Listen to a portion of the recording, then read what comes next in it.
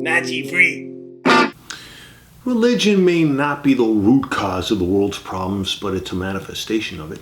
Oh, shut up, Socrates. You're becoming as pretentious as the people you claim to loathe in the media. Whatever. I need to make a few corrections regarding my last video on Bono being a well-intentioned hypocrite, which I still think he is, but I still love his music. Oh, you're so complex. Lefty, can you please let me have a moment with the audience? You mean your cousin out in Texas, who's practically the only person watching your videos? Yeah, that's what I love about making these videos.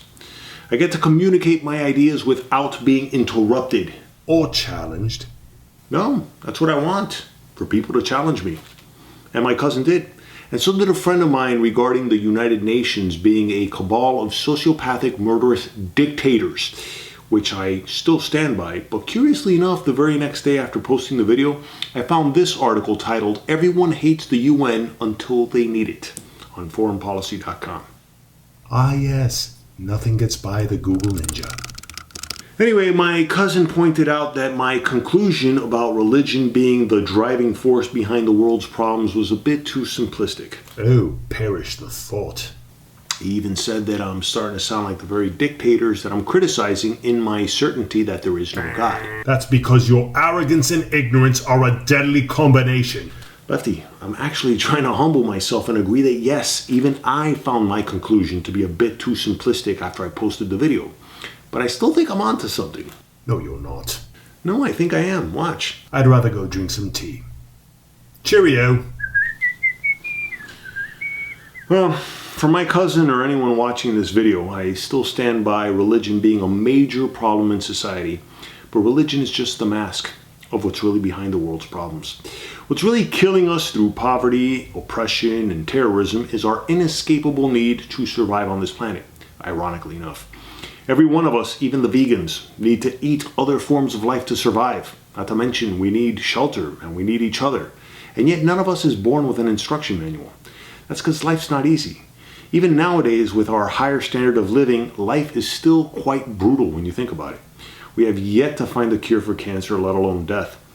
That's why we, as human beings, being the most complex of species within the animal kingdom due to our frontal lobes, have developed religions to guide us through this mysterious life, which not even science has answered why we're here in the first place. What science has helped us realize is what I've suspected all along, that most religious claims are false. Don't get me wrong, there are some useful truths to be found in the Bible, the Hindu Vedas, and the Quran, such as pride goeth before destruction and a haughty spirit before a fall. Or this one from the Vedas. The one who loves all intensely begins perceiving in all living beings a part of himself.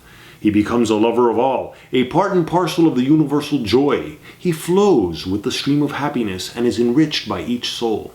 Or this one from the Quran.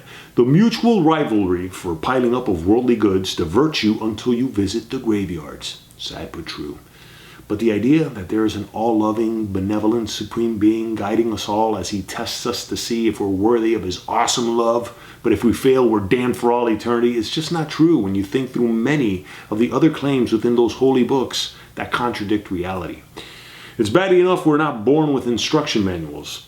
Many of us don't even take enough time to think things through for ourselves. And that's understandable, because we're social creatures and pattern-seeking mammals that are more driven by our fear of death than our compassion for each other's lives, because that's what it takes to survive.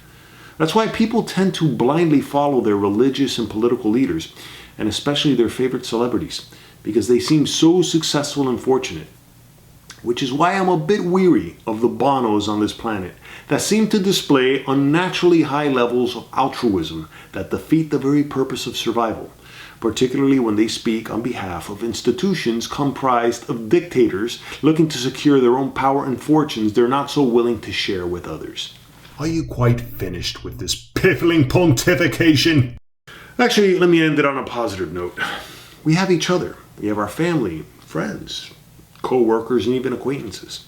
There are many more good people than bad people on this planet, which is why we continue to survive and thrive as a species, and why this life is worth living without religion. Oh, shut up. Thanks for watching. Homegrown.